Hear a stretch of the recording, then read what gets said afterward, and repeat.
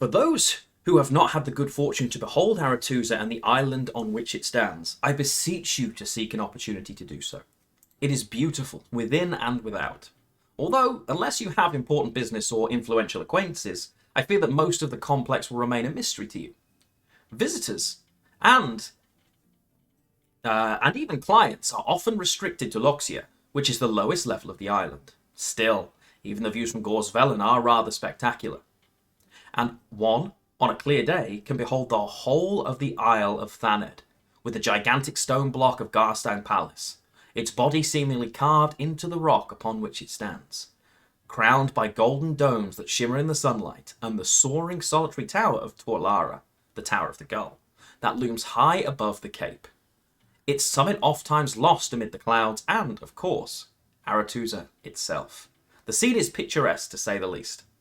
I still gawp at the beauty of it all, but back then, the awe I felt was simply overwhelming. My first day at Aretuza was, as I had noted down back then, a wondrous occasion.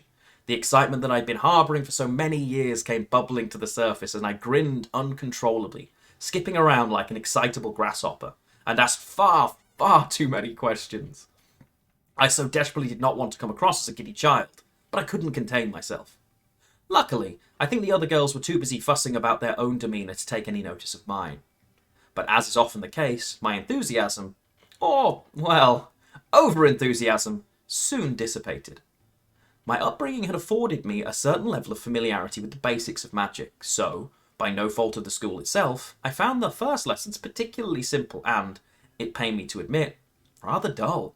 But I understood that that was the way it was to be. I had to follow suit. Auntie had made it crystal clear that I should be afforded no special treatment under any circumstance, as she did not want other students to presume nepotism, and neither did I for that matter. However, despite the tedious introductory classes, I actually rather enjoyed discussing magic and indeed practicing it with the other adepts.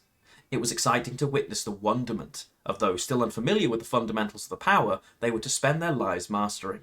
Those that made the cut, at least. There were 7 of us initiates at the start, but one failed the entrance exams, which I was told was unfortunate but expected, as not all who have a conduit event possess the correct aptitude for magic.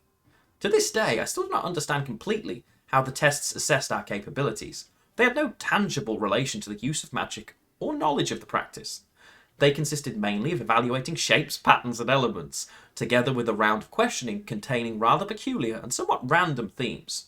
Since my induction, the entry exams have changed several times, usually when a new headmistress takes the helm, and the later iterations have certainly made more practical sense. Still, I passed the test, and that was all that mattered back then. Oh, what an embarrassment it would have been if Aurora Henson's niece, the extraordinary and gifted child of magic, had failed the entrance exams. The shame would have indeed been too much to bear.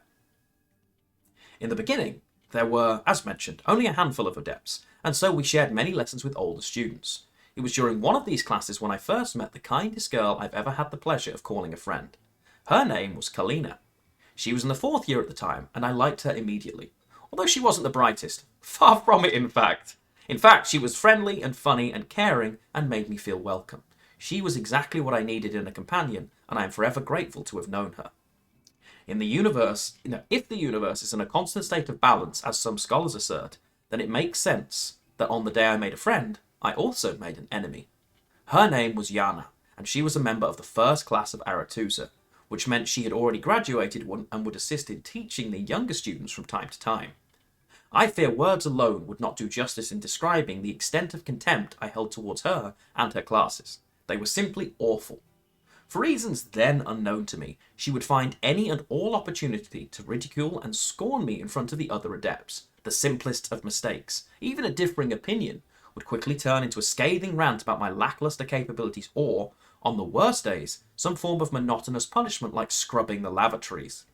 I truly despised Yana, but, unfortunately, had to endure her classes on occasion, as there were only a handful of official teachers or mistresses at Aretuza. Just 4, actually, with each specialising in their own primary element: water, air, earth, and fire.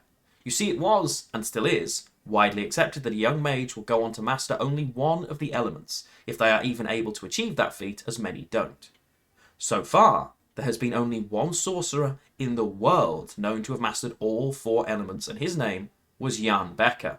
And back then, I desperately wanted to be the second.